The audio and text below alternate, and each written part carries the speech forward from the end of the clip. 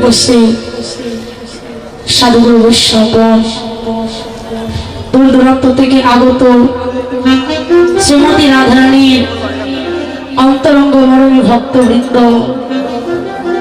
এবং আমার কৃষ্ণ ভক্তিমতী মায়েরা, সবাকার শ্রীচরণে আমি অধমার জানাই ভক্তিপূর্ণ প্রণাম। সাদরে গ্রহণ করে প্রণাম জানাই অনাদির আদি গোবিন্দ সর্বকারণের পরম কারণ প্রাণ গোবিন্দ সহ শ্রীমতী রাধারানী এবং সমস্ত ব্রজবাসী শ্রীপাদ পদ্মে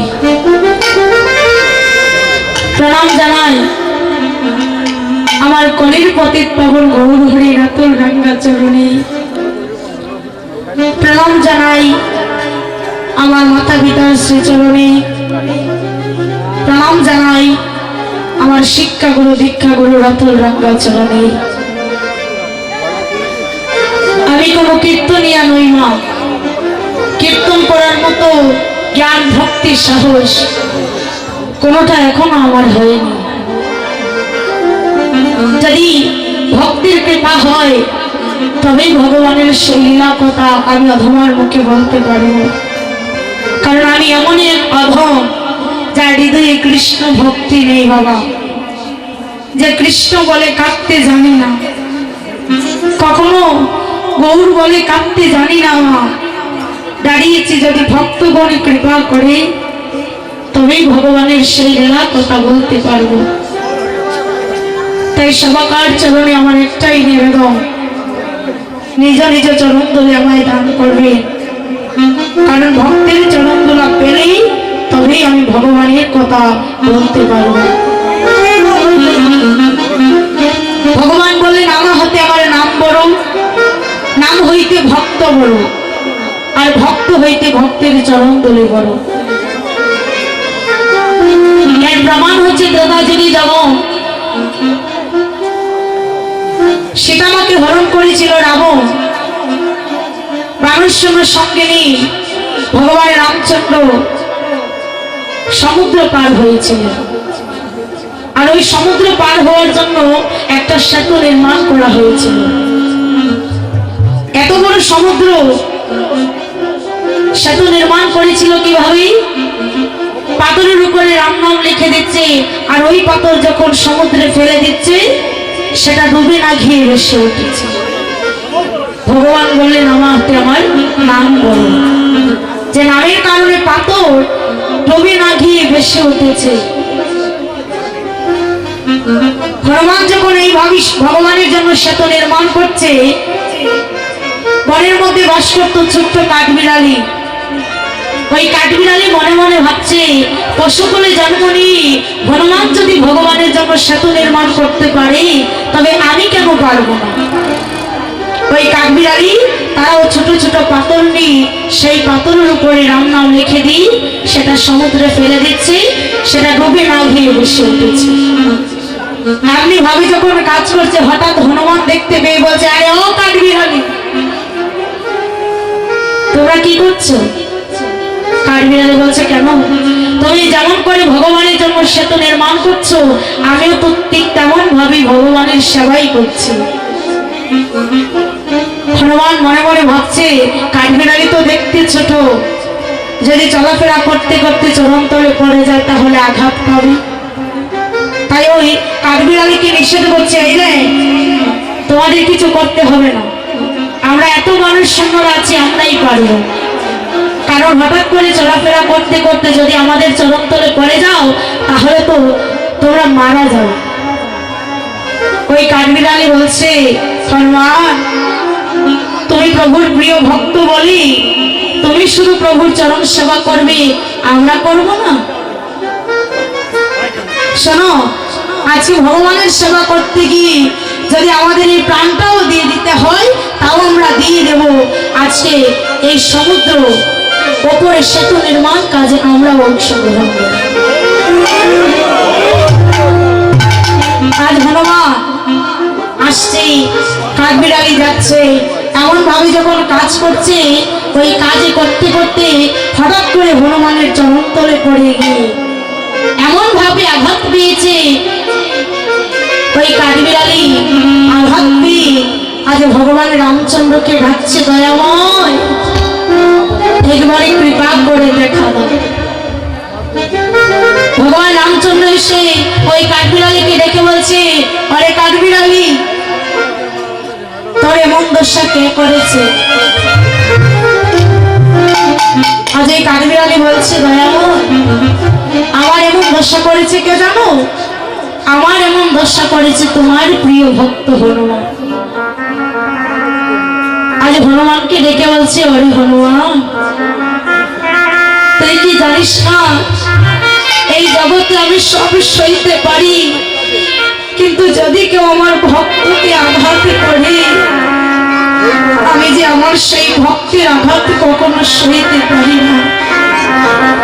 ওই কাঠবিড়ালি যদি তোকে কিছু বলে তাকে করে তাকে, তাহলে তুই আমাকে কেন বললি না? কেন তুই আমার কাঠবিড়ালির অঙ্গে আঘাত করলি? আজ ওই কাঠবিড়ালিকে হাতে নিয়ে প্রভু আমার বলছে, কাঠবিড়ালি বল, কি এমন শাস্তি আমি হনুমানকে দেব যে শাস্তি দিলে তুই যতটা আঘাত পেয়েছিস ততটা আঘাত ওই হনুমান পাবে? আজ এই কাঠবিড়ালি নয়নে জলে বুক ভাসিয়ে কেঁদে বলছে, আজকে যদি আমি হনুমানের চরণ তলে না পড়তাম, তাহলে তো তুমি আমায় দেখা দিতে না। আজকে যদি হনুমানের চরণ তলে পড়ে আঘাত না পেতাম, তাহলে তো তুমি আমায় দেখা দিতে না। তবে দয়াময়, যদি ওই কাঠবিড়ালিকে ওই হনুমানকে শাস্তি দিতে হয়, তাহলে তুমি এই শাস্তি দাও যেন আমি জন্মে জন্মে তোমার ভক্তির চরণ তলে পড়ে থাকতে পারিনি। তাই প্রভু, কারণ তুমি আজকে প্রমাণ করে দিলে যদি ভক্তির চরণ তলে না পড়ো, তাহলে কখনো ভগবানের কৃপা হয় না। তাই তো বলছি প্রভু, জন্মে নয় জন্মে জন্মে তোমার চরণে যদি লাভ নাও করতে পারি, তবে তুমি আমায় এই আশীর্বাদ করো যেন ভক্তির সঙ্গ ছাড়া আমায় করো না গো, ভক্তির সঙ্গ ছাড়া করো না গো, ভক্তির সঙ্গ ছাড়া আমায় করো না গো, ভক্তির সঙ্গ ছাড়া আমায় করো না গো। শুধু এ জন্মে নয়, প্রতি জন্মে জন্মে সঙ্গ ছাড়া আমায় করো না গো। শুধু এ জন্মে নয়, প্রতি জন্মে জন্মে ভক্তের সঙ্গ ছাড়া আমায় করো না গো।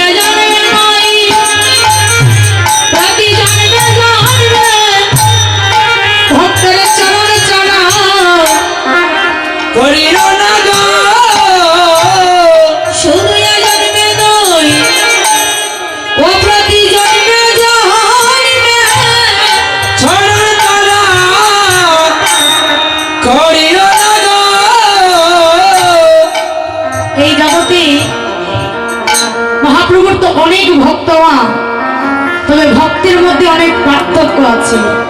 দেখবেন এই আমাদের সিলেট বিভাগে যখন অভিষেক কীর্তন হয়, তাই অনেক ছেলেরা দেখা যায় কি করে কীর্তন আসে ধামাই দেওয়ার জন্য, আর অনেকে আসে কৃষ্ণ বলে কাদার জন্য। এই জগতে মা কাদার মানুষ বড় কম পাওয়া যায়, আর হাসার মানুষ অনেক পাওয়া যায়। এই যে আজকে এত এত ভক্তগণ এসেছেন অনেক দিন পরে, ওনাদের চরণ আমি দর্শন করতে পারছি। আজকে ওনাদের দর্শন করে আমার মনে একটাই কামনা, যেন প্রভু আজকের এই রজনীটা আমি যেন কৃষ্ণ কৃষ্ণ বলে কাঁদতে পারি তোমার ভক্তগণের সঙ্গে। প্রভু যেন সকল ভক্তগণ মিলে আজকে নয়নে জলে ভোগ বসিয়ে কাঁদতে পারি, কারণ এই জগতে না কাঁদলে কখনো গোবিন্দকে পাওয়া যায় না। এই জগতে যদি আপনি কাঁদতে পারেন তবেই গোবিন্দকে লাভ করতে পারেন, আর কোনো কিছু দিয়ে গোবিন্দকে পাওয়া যায় না। গোবিন্দকে যদি পেতে হয় তাহলে কাঁদতে জানতে হয়। যেমন করে রাধারানী বলেছিলেন, গোবিন্দ তুমি তো এই বিশ্ব ব্রহ্মাণ্ডের মালিক, তুমি ভগবান হতে পারো, 64 গুণাধিপতি কৃষ্ণ হতে পারো, কিন্তু তোমার ভক্তদের মধ্যে এমন একটা গুণ আছে যেটা তোমার মধ্যে নেই। বলেছিল রাধে, তা কি এমন গুণ যেটা আমার ভক্তগণের মধ্যে আছে আমার মধ্যে নেই? বলে প্রভু তোমার মধ্যে ভক্তি নেই। যদি তোমার হৃদয়ে ভক্তি থাকে তাহলে একবার কেঁদে দেখাও তো। বলেছিল রাধে, আমি তো কখনো কাঁদিনি, কি করে কাঁদতে হয় তাও জানি না, কি করে ভক্তি জাগ্রত হবে তাও জানি না। রাধারানী বলেছিলেন, দয়াময় যদি অন্তরে ভক্তি জাগাতে হয় তাহলে শুদ্ধ ভক্তির চরণগুলো অঙ্গে মাখো, আর যদি শুদ্ধ ভক্তির চরণগুলো অঙ্গে মাখতে পারো তবেই তোমার হৃদয়ে শুদ্ধ কৃষ্ণ প্রেম ভক্তি জাগ্রত হবে। ভগবান আমার ভক্ত খুঁজতে খুঁজতে চলে গিয়েছে হস্তিনাপুরে। হস্তিনাপুরে যেখানে যুদ্ধ হচ্ছে কুরুক্ষেত্রের মাঠে, কৌরবদের পক্ষে ছিলেন পিতামহ ভীষ্ম, পাণ্ডবদের পক্ষে ছিলেন ভগবান শ্রীকৃষ্ণ। যখন যুদ্ধ হচ্ছে কৌরবরা একে একে মারা যাচ্ছে, দুর্যোধন ডেকে বলছে, পিতামহ তুমি আমার বাড়িতে থাকছো, আমার অন্ন ধ্বংস করছো, আর আমার ভাইয়েরা মারা যাচ্ছে, তুমি কিছু করতে পারছো না? দেখবেন বাবা, আপনার ছেলেই হোক মেয়েই হোক, বিছানায় পড়ে থাকবেন, দুদিন সেবা দিবে, তারপরে আপনার সেবার ফোঁটা অবশ্যই দেবে। বিছানায় দুদিন পড়ে থাকো, পরিবার বর্গ যারা আছে সবাই বলবে এবার গেলেই ভালো, বিছানায় পড়ে থেকে আর কত কষ্ট পাবে। পিতামহ ভীষ্ম বলছে, হ্যাঁ রে দুর্যোধন, আমি তোর বাড়িতে থাকি বলি তুই আজকে আমাকে সেবার খোঁটা দিলি? তবে শোন, আজকে রাত্রি যখন 12টা হবে তখন তোর স্ত্রী ভানুমতিকে আমার কাছে পাঠিয়ে দিস, আর আমি এমন একটা আশীর্বাদ তাকে দান করব যে আশীর্বাদে পেলেই তোমরা এই যুদ্ধে জয়ী হতে পারবে। দুর্যোধনের স্ত্রীর নাম ভানুমতি। বাড়িতে এসে ডেকে বলছে, ভানু আজকে রাত্রি যখন 12টা হবে তখন তুমি আমার পিতামহ ভীষ্মের কাছে যাবে, তিনি আশীর্বাদ করবেন, এতে আমরা যুদ্ধে জয়ী হতে পারবো। ভানুমতি ডেকে বলছে, তোমার লজ্জা করছে না এই কথা বলতে? আমি একজন কুলবধূ হই, আমি রাত্রি 12টার পরে পরপুরুষের পক্ষে যাব? আমি যেতে পারবো না। এদিকে আমার গোবিন্দ মনে মনে ভাবছে, এই তো সুযোগ, সুযোগ বুঝে দ্রৌপদীর পক্ষে গিয়ে ডেকে বলছে, সখী একবার দরজা খুলো। দ্রৌপদী দরজা খুলে দিয়েছে, দেখছে গোবিন্দ এখনো নিদ্রায় যায়নি। ডেকে বলছে, সখা এখনো ঘুমাওনি? বলে, দ্রৌপদী তোমাকে নিয়ে যাওয়ার জন্য এসেছি, চলো। ডেকে বলছে, কোথায় যাব? বলে, পিতামহ ভীষ্মের কাছে। ওনার কাছে গিয়ে তুমি আশীর্বাদ পাবে, যে আশীর্বাদ পেলে তোমার পঞ্চস্বামী এই যুদ্ধে জয়ী হতে পারবে। আজ ওই পিতামহ ভীষ্মের কাছে যখন যাবি, গোবিন্দ হাতে ধরে নিয়ে যাচ্ছে, আর ওই দ্রৌপদীর চরণের জুতা আজ খটখট শব্দ করছে। গোবিন্দ ডেকে বলছে, সখী সবাই তো ঘুমিয়ে আছে, তোমার চরণের জুতোর শব্দ শুনে সবাই জেগে উঠবে, তাই বলছি তোমার ওই চরণের জুতো রেখে যাও, আমি দেখে রাখবো। আমার ভগবান দেখো মা কত দয়াল, যাদের ভক্তির চরণের জুতো সে দেখে রাখবে। আজ দ্রৌপদী যখন গোবিন্দের কাছে জুতা রেখে চলে গিয়েছে, অমনি মনে পড়েছে রাধারানী যে বলেছিল ভক্তের চরণধুলি অঙ্গে মাখলে নাকি কৃষ্ণ ভক্তি জাগে। আজ গোবিন্দ ওই দ্রৌপদীর চরণের জুতা আজ ভক্ষ মাঝে জড়িয়ে ধরেছে।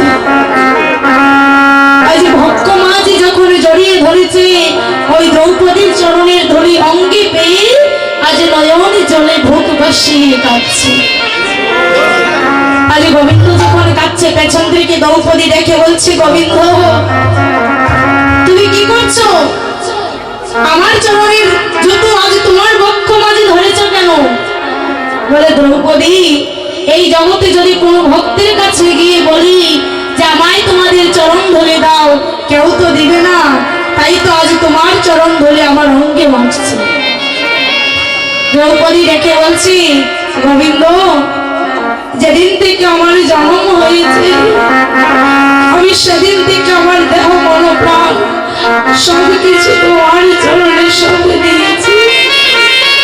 প্রভু আমার এই দেহটা যদি তোমার চরণে সঁপে দেই, তাহলে আমার চরণটা তো তোমার। তুমি কেন একবার বললে না যে দ্রৌপদী আমি তোমার চরণ ধরা চাই, আমি নরকের ভয় করতাম না, তোমার সুখের জন্য আমার চরণ ধরা দান করতাম। আজ গোবিন্দ ডেকে বলছে, দ্রৌপদী বিলম্ব করো না, তুমি পিতামহ বিশ্বের কাছে যাও। পিতামহ বিশ্ব নয়ন মুদ্রিত করে বসে আছে। আর দ্রৌপদী গিয়ে যখন প্রণাম করছে, আজ পিতামহ বিশ্ব মাথায় হাত দিয়ে বলছে, তোমার স্মৃতির সিঁদুর অক্ষয় হোক। আশীর্বাদ দিয়ে যখন নয়ন মেলে তাকিয়েছে দ্রৌপদীকে দেখে পিতামহ বলছে, দ্রৌপদী তুমি আসলে কেন? এখানে তো গোবিন্দ আসে, এখানে তো দ্রৌপদী আসার কথা, ভানুমতি আসার কথা, তুমি আসলে কেন? দেখে বলছি, পিতামহ তুমি বোধহয় জানো না, এই জগতে তোমার মনের কথা আমি বলতে পারবো না, আমার মনের কথা তুমি বলতে পারবে না, কিন্তু আমাদের সবার মনের কথা যে যেন বলতে পারে সে হচ্ছে আমার গোবিন্দ। আমার গোবিন্দ জানি এখানে আজকে ভানুমতি আসার কথা, আর ভানুমতি যখন আসলো না, সে আজ আমাকে পাঠিয়েছে। পিতামহ বিশ্ব বলছি, দ্রৌপদী তা তোমার গোবিন্দ কোথায়? বলে, আমার গোবিন্দ কোথায় জানো? আমার গোবিন্দ আজ দরজার সম্মুখে দাঁড়িয়ে আছে। আজ পিতামহ বিশ্ব গিয়ে দেখে বলছে, গোবিন্দ হে, আজকে যেমন করে তুমি আমার ঘরের দরজার সম্মুখে দাঁড়িয়ে আছো, সেদিন আমার অন্তিম সময় আসবে, যেদিন এই জগৎ ছেড়ে আমাকে পরলোকে যেতে হবে, আমার এই দেহের মধ্যে যে 9টি দরজা আছে, তুমি সেই 9টি দরজার সম্মুখে সেদিনই দাঁড়াইও। তাই গৌর হরি বল। তুমি আমায় কথা দাও যে তুমি আমার শেষের দিনে, আমার অন্তিম সময় আমার নয়নের সামনে দাঁড়াবে, আর আমি তোমায় দর্শন করি আমার এই দেহ থেকে প্রাণপাখি ত্যাগ করব। কুরুক্ষেত্রের মাটি যখন ওই পিতামহ বিশ্ব সরসজ্জায় ছিল, যুধিষ্ঠির ডেকে বলছে, পিতামহ তুমি তো চাইলেই মৃত্যুবরণ করতে পারো, দেহত্যাগ করতে পারো, কেন করছো না? বলছে, যার সাথে আমার কথা ছিল,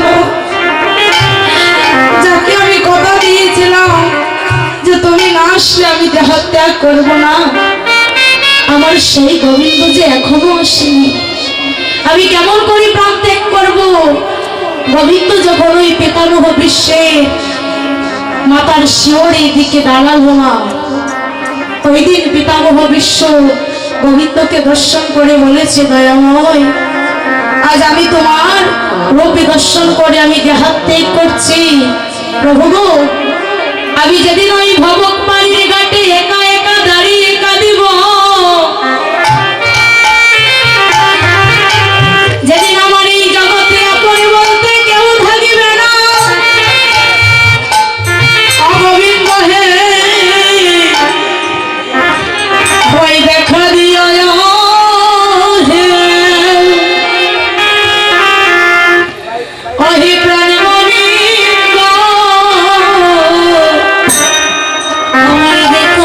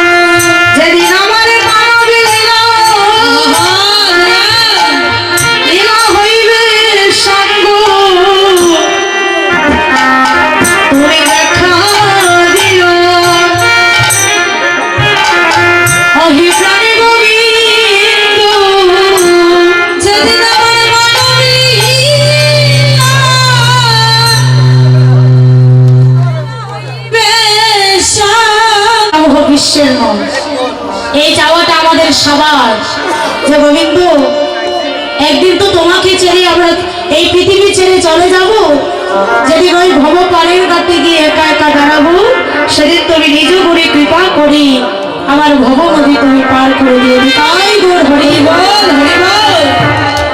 তাই সবার চরণতলে মাথায় নিয়ে আজকে মহামন্ত্র উচ্চারণ করে সেই লীলায় যাব। সবাই মিলে দুটি বাহু উত্তোলন করবেন।